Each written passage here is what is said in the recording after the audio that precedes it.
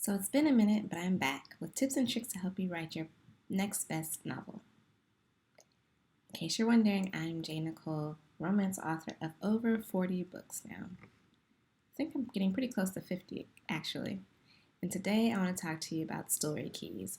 What are the things that you can do to make sure that your book is the best thing that you can put out? So you're thinking probably plot, characters, a new and spunky way to tell a romance. You wouldn't be absolutely wrong, but there's a little bit more to it. So listen to me for the next couple of minutes as I tell you a few things that I've identified as keys that you should include in your story. And if you wait to the end, I'll even tell you a way that you can grab my template so that you can use it to draft your next story. So one of the things that I always do when I'm creating a story is define the story's message. And that's not necessarily the plot or what the story is about, but it's what you want the reader to take away when they finish reading your book. So what is the underlying message that won't be overt, but something that they can walk away and say, that's what I learned from that message. Because I learned a long time ago that storytelling in everything that we do should allow the reader to experience something that they may not experience in everyday life themselves, but it allows them to be able to think through someone else's perspective and walk away with something that they've learned, good, bad, or indifferent. So that story message is what you want that reader to walk away with. Then your story premise. I would deem this the 5-minute pitch or 30-second pitch, probably more likely, that you would give to someone in an elevator. It's something that summarizes what your story is about, something that gets them intrigued enough to say, I want to read that. Then we get into, once we have all of that defined about the actual story itself, the grand scheme of things, we want to start talking about the characters, because the characters are how you will define that story premise and that story message. So in your story, you'll have a main character, and potentially in romance, you'll have two main characters, the female main character, male main character, or depending on however you make up the characters and what their lives are about, male, male, female, female, whatever. Whoever is in your story, what is their goal? What is that main character's goal? What is it that they are trying to achieve? In a romance, likely they're trying to get to a happily ever after. That's the overarching goal. But there may be something else that's preventing them from getting there. It could be they want a promotion at their job. It could be that they want to appease a parent. It could be that they want to, I don't know, trying to think off the top of my head. It could be anything. Whatever their goal is, you need to identify that at the beginning of their story, because that's going to be what's preventing them to get to their overarching goal.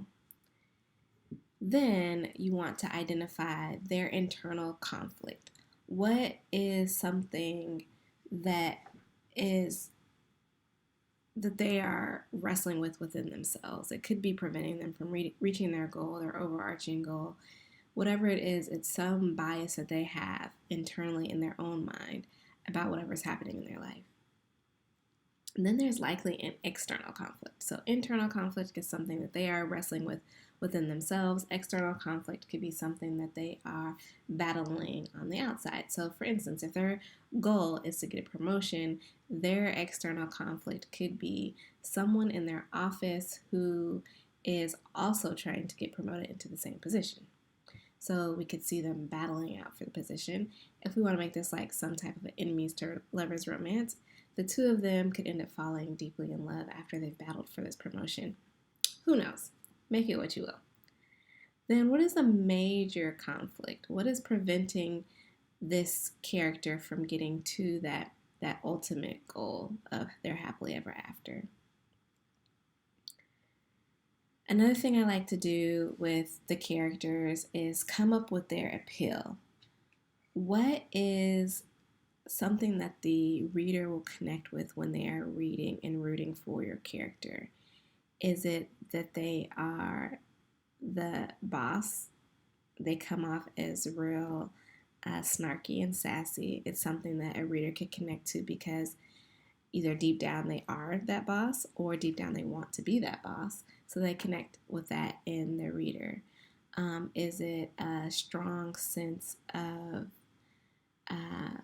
defiance, or is it something?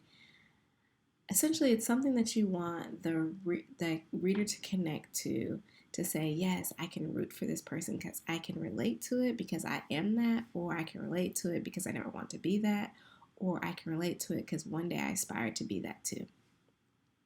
You want something that the reader can connect to. And then change. So this is something that is very important.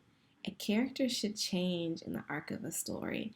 They'll start off as one thing, and by the end of the story, when they've reached their goal, there's something totally different. This can be related to that internal conflict, that internal bias that they have against themselves or the world.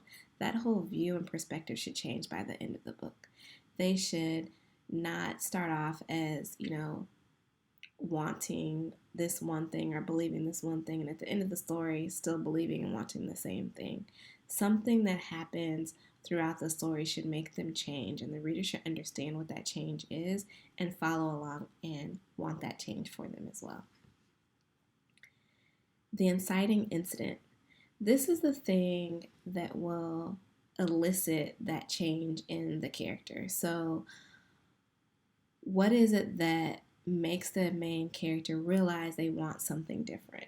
So, for instance, if we're still talking about that promotion on the job, is it that they've been working in this position for months or years or however long, and they see a new manager come in and everything that they have is amazing and beautiful and wonderful, and it looks like their job is so much better than the job they're doing. So now they want a promotion too. Whatever it may be. I just made that up off the top of my head. Go with it as you will. Just follow along with me, okay?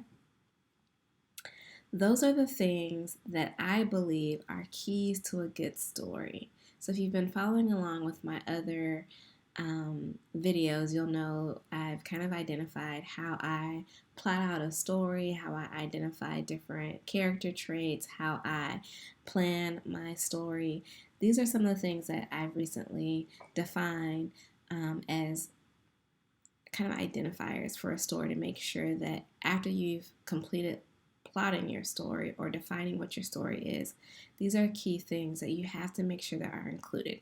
Because oftentimes, even I myself will completely plot out a story and then realize one of these elements is missing. And as I start writing, then I'm like, something is missing. What's wrong with this story? It's not filling and giving me that warm and fuzzy feeling that I need to feel at whatever point I'm writing in the story. And then I go back over this list and realize, oh, it's because I've missed this main key in my story. So then everything else after that falls flat. So if you like to review these story keys, or if you'd like to check it out, I'll have a template on my website that you can purchase and use the template as you will, and hopefully it'll be helpful to you. Again, I am Jane Nicole, a romance author of over 40 books, and I hope these tips and tricks are helpful to you. If there's any questions or comments that you have, feel free to drop them below, and I will definitely answer them as soon as possible. Thanks again. Sorry I've been gone for so long, but I'm back.